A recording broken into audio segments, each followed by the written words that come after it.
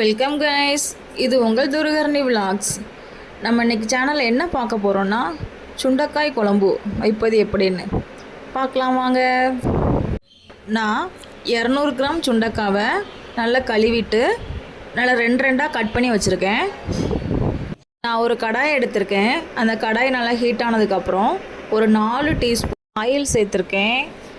எண்ணெய் கொஞ்சம் அதிகமாக அந்த குழம்புக்கு சேர்த்தா தான் சுவை அதிகமாக இருக்கும். இப்போ எண்ணெய் சூடான உடனே நம்ம கட் பண்ணி வச்சுருக்க சுண்டைக்காவை இதில் போட்டு நல்லா வதக்கிக்கிடலாம்.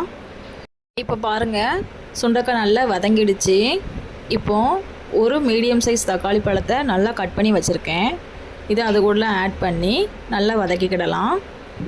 தக்காளி நல்லா வதங்கிடுச்சு. இப்போ நம்ம மசாலாவை சேர்த்துக்கலாம். நான் குழம்பு மிளகாய்த்தூள் 3 டீஸ்பூன் சேர்த்துருக்கேன். சேர்த்துட்டு நல்லா மிக்ஸ் பண்ணி விட்டுக்கோங்க. அடி பிடிக்கிற மாதிரி இருந்துச்சுன்னா கொஞ்சம் தண்ணீர் சேர்த்துக்கோங்க. சேர்த்து நல்லா பச்சை வாசனை போகிற வரைக்கும் நல்லா மிக்ஸ் பண்ணிக்கோங்க. பாருங்கள், பச்சை வாசனைலாம் போய் நல்லா எண்ணெய் திரண்டு வந்திருக்கு. இப்போது புளி கரைசல் ஆட் பண்ணிக்கலாம். நான் ஒரு எலுமிச்சை சைஸ் அளவு புளி எடுத்து 10 நிமிஷம் ஊற வச்சு எடுத்திருக்கேன்.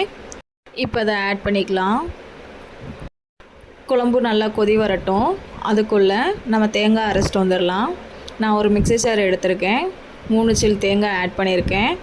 உங்களுக்கு பெரிய வெங்காயம் இல்லைன்னா ஒரு கைக்குத்து சின்ன வெங்காயம் ஆட் பண்ணிக்கோங்க. ஒரு பெரிய சைஸ் பல்லாரி நல்லா கட் பண்ணி ஆட் பண்ணியிருக்கேன்.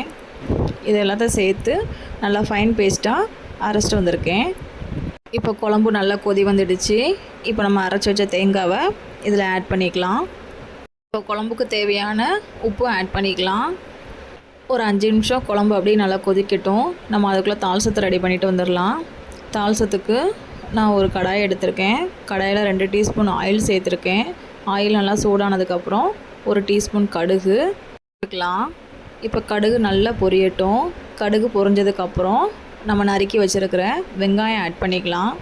இப்போ வெங்காயம் நல்லா வதங்கினதுக்கப்புறம் ஒரு கைக்குத்து கருவேப்பிலை ஆட் பண்ணிக்கலாம். எல்லாம் நல்லா பொன்னிறம் வர வரைக்கும் நல்லா வதங்கட்டும். இப்போ பாருங்கள், குழம்பும் நல்லா கொதி வந்து நல்லா ரெடி ஆகிடுச்சு. இப்போது அந்த தால்சத்தை எடுத்து அதில் ஆட் பண்ணிக்கலாம். அவ்வளோதாங்க, ஈஸியான மெத்தடில் சுண்டைக்காய் குழம்பு வச்சாச்சு. நான் டேஸ்ட் பண்ணி பார்த்தேன், ரொம்ப நல்லா இருந்துச்சு. நீங்களும் இதே மாதிரி உங்கள் வீட்டில் செஞ்சு பார்த்துட்டு எனக்கு மறக்காமல் கமெண்ட் பண்ணுங்கள். என் வீடியோ உங்களுக்கு பிடிச்சிருந்துச்சுன்னா லைக் பண்ணுங்கள், ஷேர் பண்ணுங்கள்.